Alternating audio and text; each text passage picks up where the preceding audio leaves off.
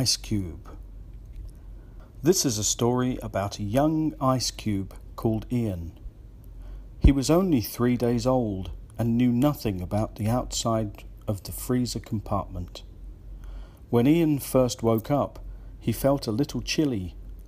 Around him was dark and he felt very alone. Suddenly the door opened and he could see others like him through the fog. Ian watched as slowly the other ice cubes were chosen. He wondered what it would be like outside in the big open world. He didn't have to wait long.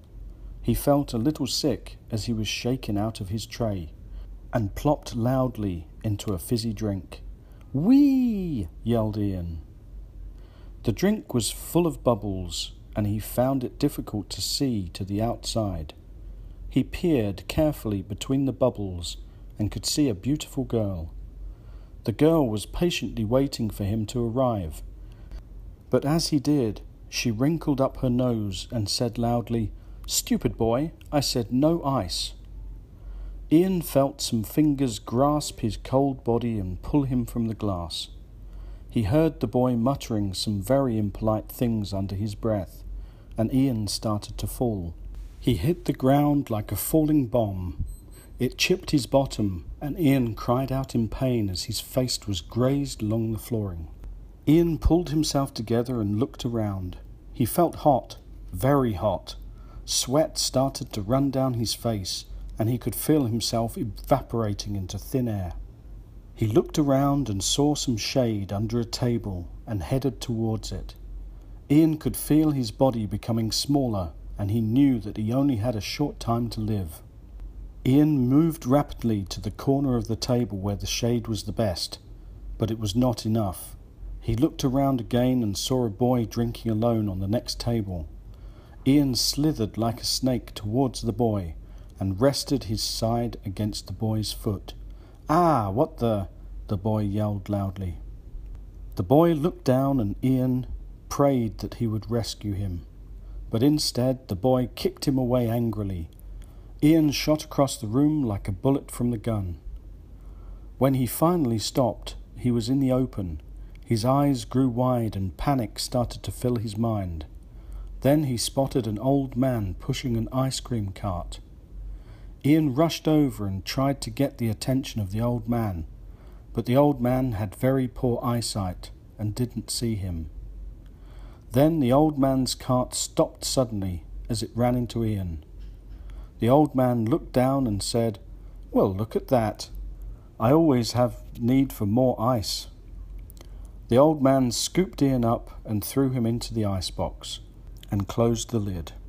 Ian started to feel much better as he looked around his new home. The icebox was filled with colours, pink and yellow, blue and orange. "Hello," said one of the ice pops. "Hello," said Ian. The ice pop introduced him to all of the other ice creams, and they all asked the same question. They all wanted to know about the outside world. What is it like? What do people do? And can we live a happy life there? Ian tried to answer their questions, but he knew that they would not like the answers he gave. By the end of the day, the old man had sold most of the ice creams, and Ian started to feel lonely. Then out of the darkness came a gruff voice. "So you have been out there." Ian peered into the darkness and could just make out a rectangle shape. "Me? Yes. I've been outside," he replied in a soft voice. Then from the shadows stepped an old ice cream. It was unlike all of the others. It had a brown wrapper which was torn and tatty. The old ice cream spoke again. "I have been here for 8 years. Everyone forgot about me, so I hid under the ice until I heard your story of the outside world."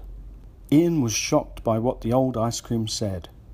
"What do you never leave?" he asked. "I was scared to leave," replied the old tatty ice cream. Knowing about the outside world, Ian knew that there was only one thing to do.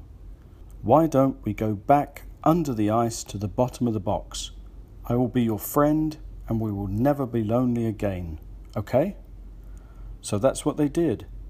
The two of them went deep into the icebox, and they were never seen or heard from again. The end. Thanks for listening. See you next time.